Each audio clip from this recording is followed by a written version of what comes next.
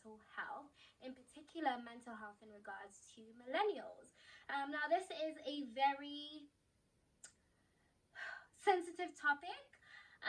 It is a topic that's quite close to my heart. I am a millennial. I have friends who are millennials.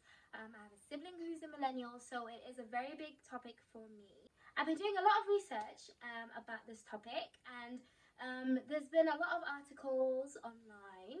You can go and search for yourself if you're quite interested, that has shown that millennials are more likely than the older generation to be diagnosed with depression, more likely to be diagnosed with anxiety, and more likely to have substance abuse issues. So more likely to abuse drugs and alcohol. So why are we more likely to have mental health problems? So I'm going to touch base on a few issues that we as millennials face that contribute to our higher risk in having mental health problems. The first one is that we are more likely than older generations to be lonely. We are genuinely called the lonely generation, guys. We're less likely to have close relationships.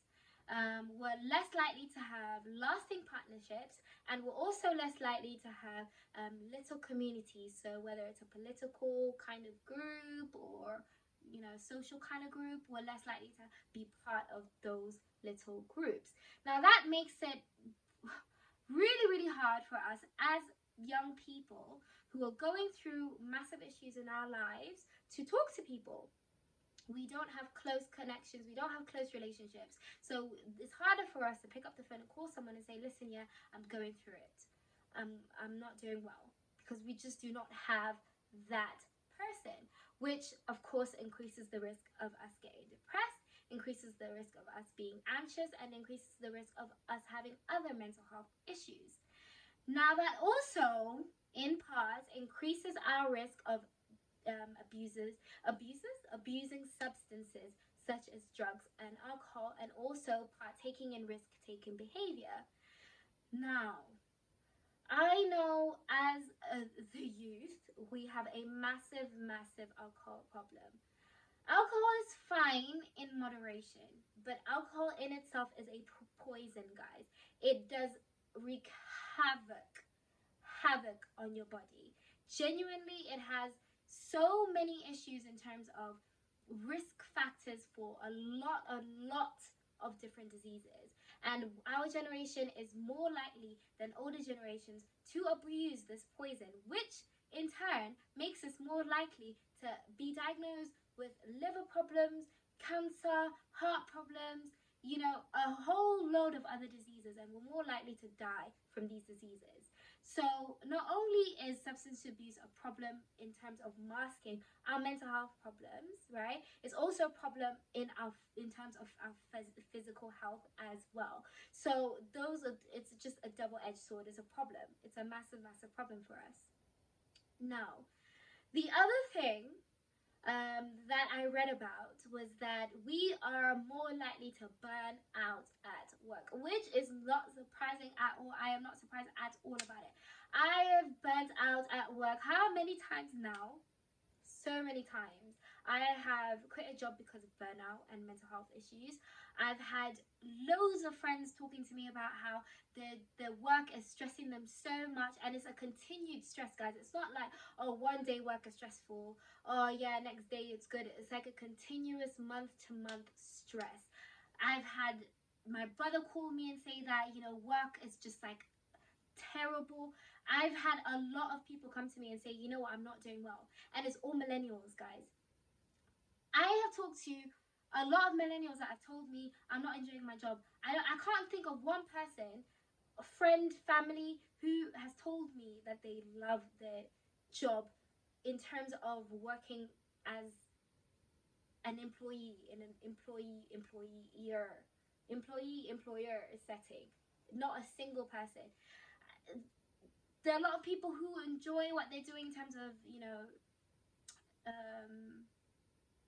pursuing their passions, but that doesn't mean it doesn't come with its own stresses.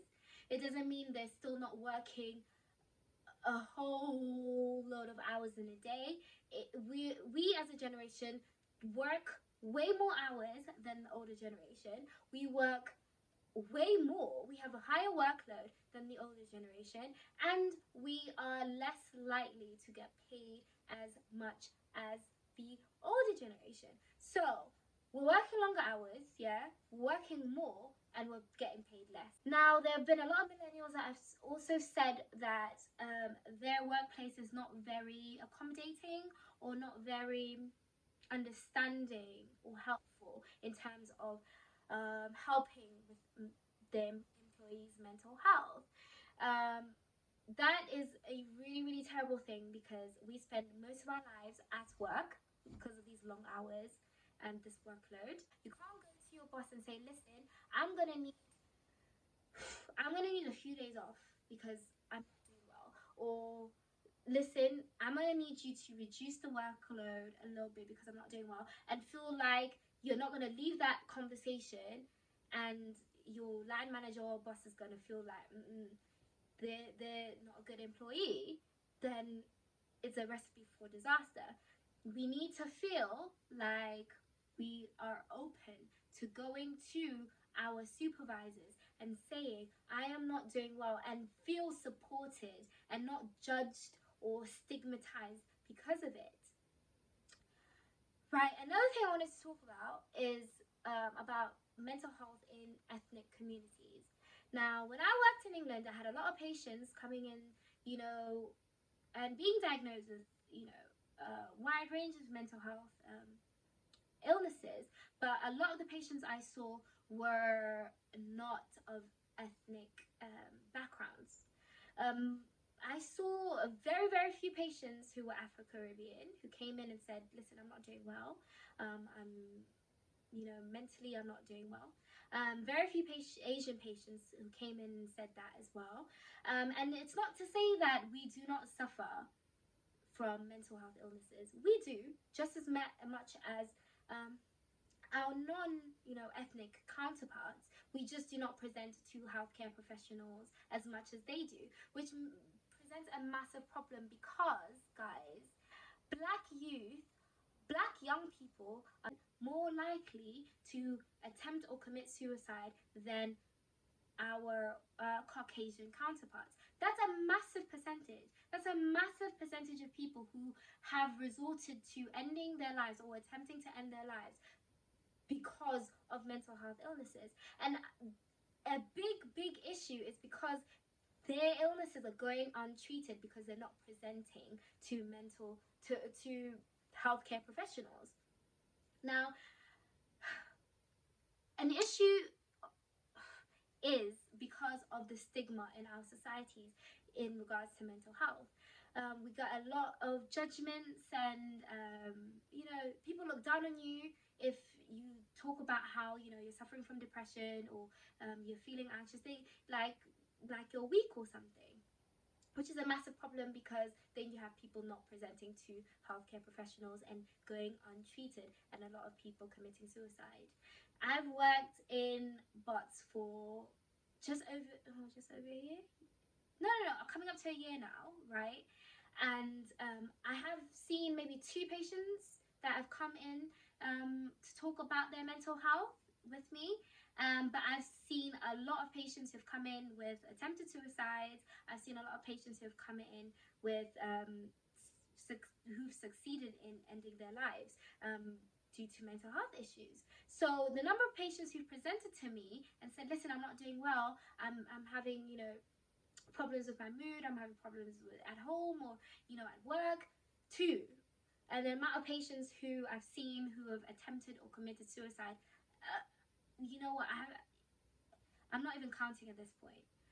It's a huge discrepancy, and the only way we can get people to not resort to feeling like they need to end their life is if they feel like they can talk to people, they feel like they can go to therapy, they feel like they can seek counseling or go talk to their GP about their mental health and not feel like, I'm going to be judged, or, I just need to grin and bear it. So we need to speak up about it. We need to speak out about it.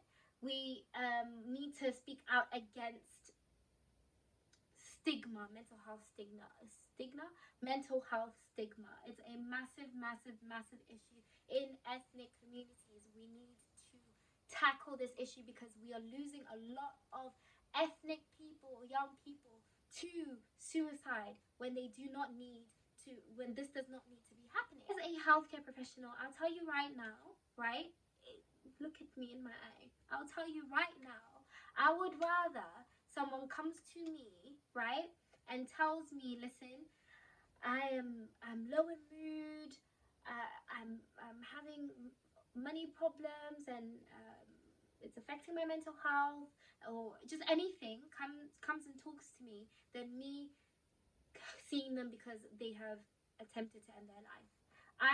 I'm begging you, if you are going through a mental health crisis, we are here to help you.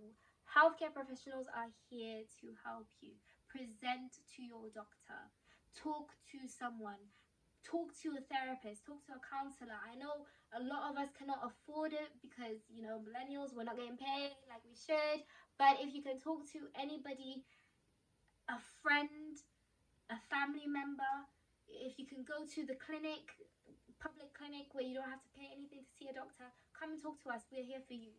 We don't feel like you're wasting our time if you come just to talk about your mental health. We're not just here for your physical health. We're also here for your mental health. It's just as important, okay? Just as important, if not more important than your physical health. I'll tell you right now. It's a very, very important issue that I really want to talk about, and I'm very, very passionate about, because it's a problem, you guys. It's a big, big, big, big problem for not only young people, but young people of ethnic backgrounds. Anyway, guys, I'm done with my rant. If you need to talk, if you have any questions, I will put my social media handles below, my Twitter and Instagram handles.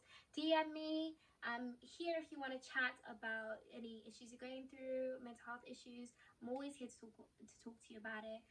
If you have any questions about it, then please do drop me a DM. I'm happy to answer any questions.